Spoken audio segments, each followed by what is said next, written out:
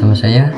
Jadi sekarang saya akan membahas materi yang ketiga tentang fungsi pada Python. Teman-teman, kita kembali lagi bersama saya. Nah, sekarang saya akan membahas materi yang ketiga, yaitu memahami fungsi dan prosedur pada Python. Next, kita mulai dari awalan. Pada pembuatan program yang kompleks dan memiliki banyak fitur, kita diharuskan untuk menggunakan fungsi. Kenapa memangnya kalau tidak menggunakan fungsi? Bisa jadi kita akan kerepotan menulis kode programnya, karena banyak yang harus ditulis dan kode akan menjadi sulit dibaca dan dirawat.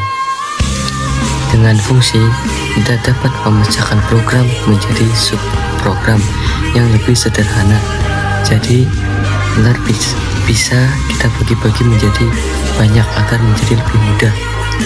Masing-masing fitur pada program dapat kita buat dalam satu fungsi. Pada saat kita membuat fitur tersebut, kita tinggal panggil fungsinya saja. Hal ini akan kita coba pada contoh program yang sudah saya sediakan di bawah. Namun, terlebih dahulu kita harus memahami teori dasar dan hal apa saja yang harus kita ketahui tentang fungsi Python. Selanjutnya, cara membuat fungsi pada Python. Fungsi pada Python dibuat dengan kata kunci def, kemudian diikuti dengan nama fungsinya. Contohnya di bawah, def spasi nama fungsi, yaitu fungsi namanya fungsi, yaitu bawahnya lagi print. Sama seperti blok kode yang lain, kita juga harus memberikan indentasi tab atau spasi 2 kali untuk menuliskan isi fungsi. Next, itu ada strukturnya.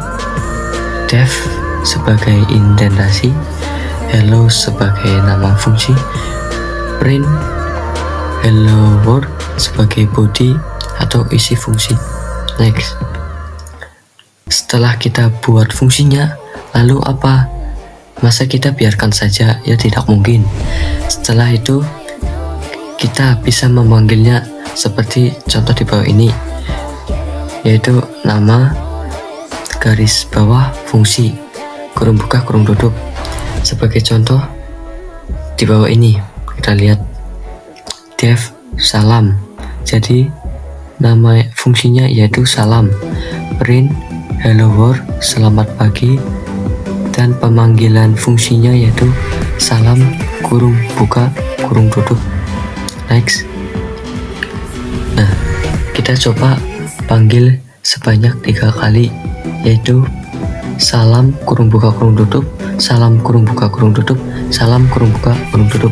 Nah, maka hasilnya yaitu lebih mudah, yaitu hello selamat pagi sebanyak 3 kali. Jadi kita tidak perlu susah-susah menulisnya satu-satu. Intinya, apapun yang ada di dalam fungsi, ketika dipanggil itulah yang akan dilakukan. Fungsi juga dapat dipanggil pada fungsi lain, bahkan bisa memanggil dirinya sendiri. Fungsi yang memanggil dirinya sendiri disebut fungsi rekursif. Next, fungsi dengan parameter.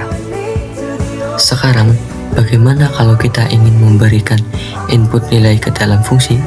Gampang. Kita bisa memanfaatkan parameter.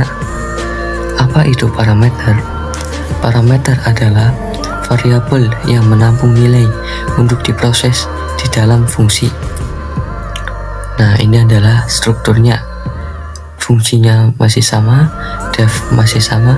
Yang berubah adalah ini terdapat parameternya. Next, contoh di atas, def salam ucapan, print ucapan. Pada contoh di atas, kita membuat fungsi dengan parameter yang bernama ucapan. Jadi nama parameternya itu di sini diberi nama ucapan. Lalu bagaimana cara memanggilnya?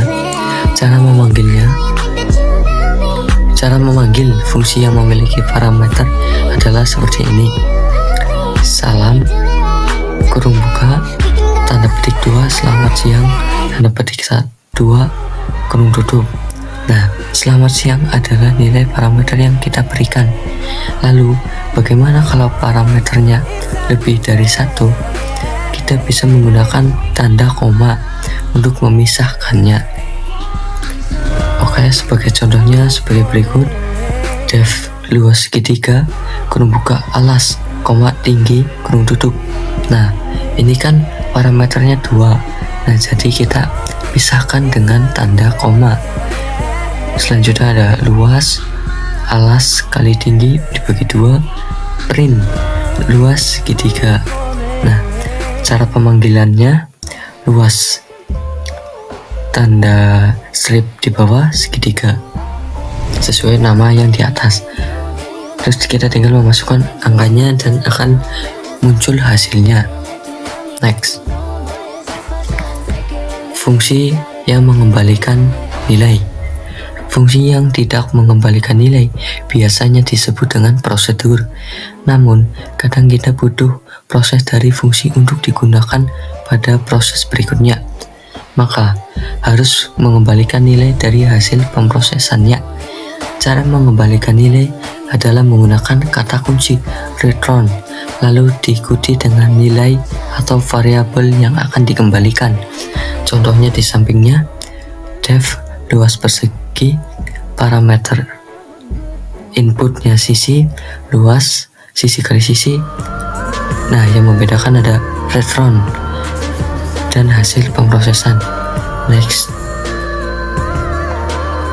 Contohnya sama seperti yang tadi, yang def luas persegi sisi, luas isi kali sisi, return luas.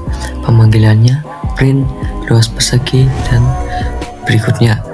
Apa sih perbedaannya dengan fungsi luas segitiga yang awal kita bahas tadi?